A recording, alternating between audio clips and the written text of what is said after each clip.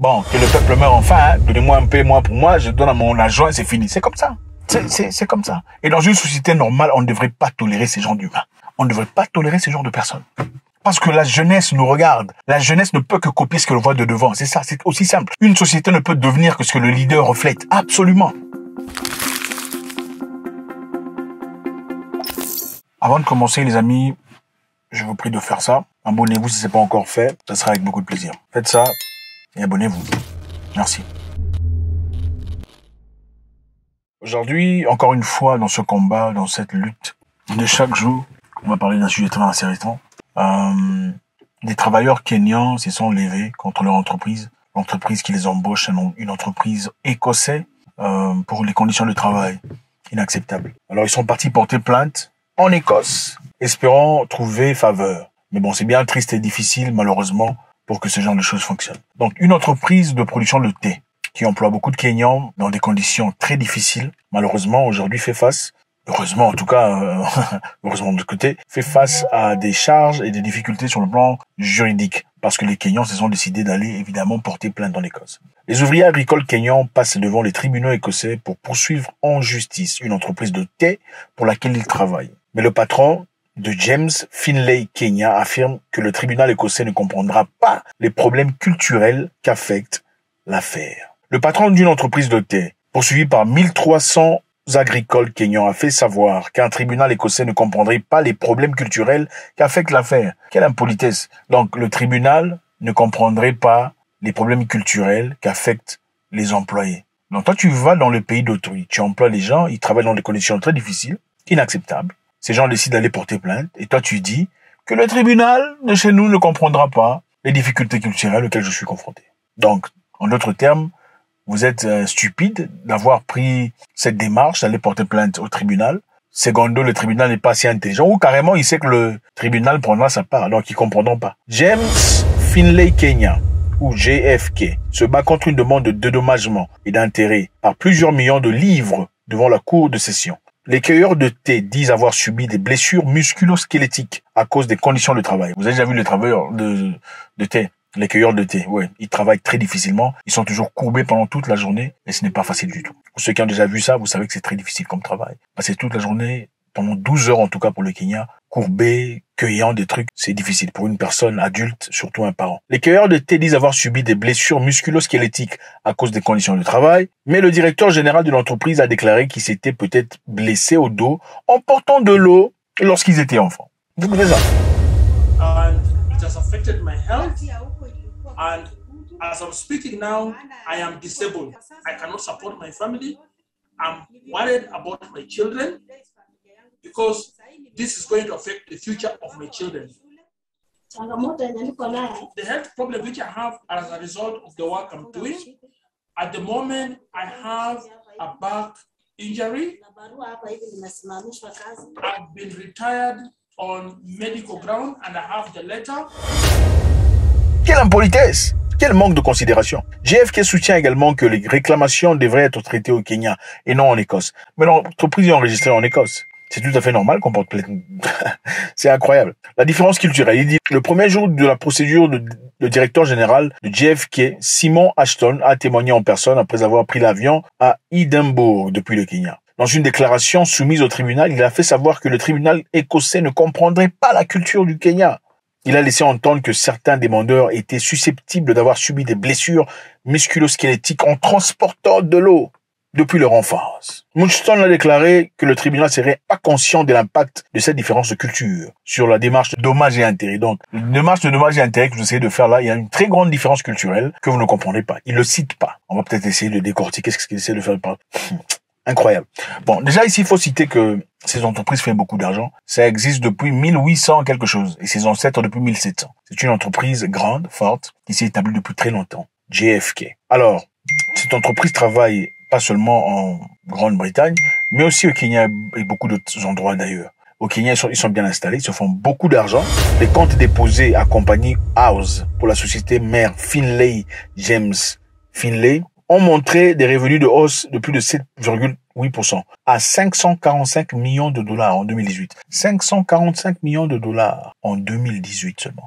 Ça, c'est ce que l'argent que possède l'entreprise. Mais en attendant, on paye combien? On paye 100 $ par tête pour chaque travailleur. Chaque travailleur reçoit 100 $ le mois de l'entreprise, en passant tout leur temps courbé en train de cueillir le thé. Et ils osent réclamer les conditions de travail pendant 12 heures. Les conditions sont difficiles. On a subi des difficultés sur le plan sanitaire. L'entreprise refuse de reconnaître et dit que la Cour ne comprendrait pas la différence culturelle. Ce sont des blessures qu'ils ont peut-être saisies et acquises depuis leur enfance en portant de l'eau. Quelle insulte! S'il s'agit de ça qu'on parle, parce que généralement en Afrique, quand une entreprise étrangère vient, on recrute généralement des managers, des managers qui sont au-dessus pour recruter ensuite des locaux. Qu'est-ce qui se passe généralement? Quand c'est une entreprise étrangère, on prend un manager. Le manager, pour se faire aimer par le patron, établit des structures d'embauche, n'est-ce pas? Non, on n'embaucherait qu'un certain catégorie de personnes. On n'embaucherait qu'une certaine, machin de personnes. Et ensuite, ça, moi j'ai vu ça personnellement, si l'entreprise proposait par exemple de payer 500 $ ou 500 € la tête, en Afrique, c'est quand même bon, enfin bref,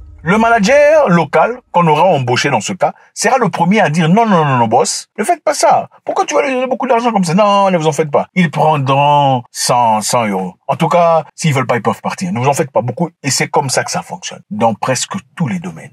C'est triste de voir ça. C'est triste de voir ça. Ce ne sont jamais les étrangers qui viennent réduire le prix pour les locaux. C'est toujours un Africain qu'on a placé là. Directeur, chef. C'est lui. S'il ne le fait pas généralement, on a mis 500 $ ou euros pour payer aux gens. Lui, il coupe d'abord les 50 pour chaque tête. 450. Son adjoint coupe aussi 50, ça fait 400. Si ce n'est pas ça, il dira directement à ses supérieurs que non, on ne peut pas payer comme ça. Il faut réduire pour se faire aimer, pour ses intérêts personnels. L'objectif, c'est quoi? Ce n'est pas aider l'entreprise. L'objectif, c'est de se faire aimer pour devenir presque indispensable et devenir vraiment la tête. C'est pour ses intérêts personnels qu'on le fait. Comment pouvez-vous expliquer une entreprise enregistrée en Écosse et aussi au Kenya paye 100 $ par tête pour un travail excessif de 12 heures par jour où les gens sont heurtés, c'est clair. Bon, écoutez, vous êtes déjà accroupi pendant 15 minutes. Vous savez comment ça fait? C'est évident. Et le culot de dire que ces gens se sont déjà blessés depuis leur enfance. En fait, c'est certainement des blessures issues de leur enfance pendant qu'ils partaient puiser de l'eau. Quel niveau de manque de respect. C'est incroyable. Et c'est ça, vous verrez ça très souvent. J'ai même vu dans une entreprise où, l'entreprise était une entreprise internationale, évidemment. Ils avaient beaucoup de fonds, beaucoup d'argent. Et dans cette entreprise, on pouvait faire des voyages pour faire des recherches et tout le bazar. Et pendant qu'on faisait des voyages, dans d'autres entreprises qui n'ont pas été affectées, tu peux faire un voyage, booker un avion, booker l'hôtel, au prix que tu veux, parce qu'on sait que c'est un voyage, c'est hors de l'office, tu travailles sans difficulté, et quand tu voudras rentrer, tu rentres sans difficulté. Tu peux manger comme tu veux, tu bazar. Dans une entreprise que j'ai connue, à un moment donné, on te dit non, tu peux pas booker plus que ça. Tu ne peux pas manger plus que ça. Tu ne peux pas, quand on a regardé au-dessus, le manager c'était qui? Voilà. Donc le manager est venu pour se faire aimer. Il a dit niet, on ne fera plus ça. Pour aller à l'aéroport, il faut chercher votre propre taxi. Plus comme c'était dans le passé, où on peut venir te chercher en voiture.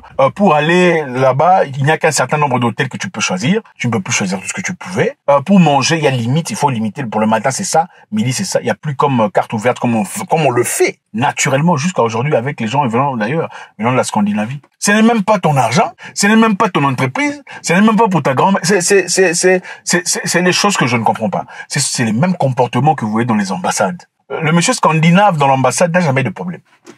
Où est ton documentaire? Où est le passeport de retour? Où est les frais de foyer? Où est l'agent de retour? Où sont les fingerprints? C'est toujours quelqu'un qui n'est pas de là-bas. C'est difficile à comprendre. Et l'Afrique ne peut jamais évoluer dans des conditions pareilles. Il y a un pays que je respecte, je ne citerai pas parce que ça choquerait beaucoup de gens ici. Je sais que vous êtes trop émotifs. C'est un pays où on n'accepte pas des bêtises. Si un monsieur de là-bas vient ici et que son visa expire, monsieur va subir les conséquences sur le plein fouet. Il va subir le poids de la légalité. On va l'emmener au truc. Oui, c'est ça. Si le monsieur là-bas vient faire des bêtises ici, on le met dans un truc, on le renvoie chez eux. Si là-bas on renvoie, ici on prend, on renvoie. C'est un pays africain. Mais dans beaucoup de pays africains, c'est pas le cas. Ce n'est même pas le cas. On peut renvoyer vos gens pendant que vous vous taisez, vous restez calme sans rien dire. Un monsieur de là-bas venir gifler quelqu'un devant les gens, vous regardez. Ici, un pays, ici en Afrique centrale, ici, ça aussi j'ai tiré le nom. Un Indien a piqué quelqu'un comme il ne fallait pas dans un hôpital. Il a fait, en tout cas, un truc inacceptable. Et il y a eu perte de tout ça. Le médecin directeur est venu lui parler. Il a giflé le médecin directeur. Le ministre de Santé l'a appelé. Il a dit, et les gens l'ont laissé. Je ne sais pas. Un humain sans fierté est un animal. Il suffit pas de s'habiller bien, prendre des photos, champagne, tout ça. Tu es un animal si tu n'as pas un niveau de respect. Un niveau de respect personnel, de fierté. Un niveau d'orgueil nécessaire. Être un orgueil dans le vide, là, c'est pas bien. Parce que tu es vide. Mais l'orgueil, c'est-à-dire la considération de soi, de sa personne. Alors, un humain qui se respecte doit avoir un niveau. Jusque là, je tolère. Mais après, là, je ne tolère plus. Tu veux faire tout ce que tu veux. Là, au revoir. Là, ce n'est plus moi. Là, vraiment, ce n'est plus. Si tu n'as pas ce degré-là, tu n'es pas un humain. Maintenant, dans ce combat, pourquoi ils sont partis en Écosse? C'est parce qu'au Kenya, malheureusement, leurs frères kenyans ont mangé, ou même pas mangé, ont essayé de bloquer l'affaire, espérant qu'ils partiront dès derrière, en tout cas dans le sombre, dans le noir, aller chercher le monsieur JFK et discuter avec lui pour dire, bon monsieur, on vous a sorti du pétrin, maintenant de nous notre part. C'est malheureux. Nulle part ailleurs tu iras et tu verras quelqu'un vendre son frère pour des intérêts. Nulle part. Nulle part. Au lieu de dire, bon, on va tous mourir de faim, mais toi, tu vas pas manger. Comme il faudrait le faire, on le fait jamais. Bon, que le peuple meure enfin, hein, donnez-moi un peu, moi pour moi, je donne à mon argent et c'est fini. C'est comme ça. C'est comme ça. Et dans une société normale, on ne devrait pas tolérer ces gens d'humains. On ne devrait pas tolérer ces genres de personnes.